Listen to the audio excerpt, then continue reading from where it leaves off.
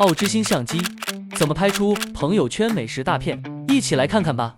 我通常会用的模式是 A 档，光圈5.6，ISO 自动或者锁定 ISO 200，色彩 Vivid， 白平衡5600K， 灯光色温5600K。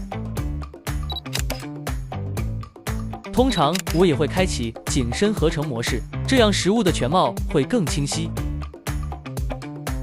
拍摄的角度一般有平视、俯视、30到45度角拍摄。灯光一般从侧逆光方向打来，因为侧逆光更能体现食物的质感。单张的 f5.6 其实也够看。如果拍的美食太小，我建议还是开启景深合成。另外，奥之星的Vivid色彩十分浓郁带感，拍出来的食物颜色十分诱人，非常适合颜色鲜艳的食物拍摄。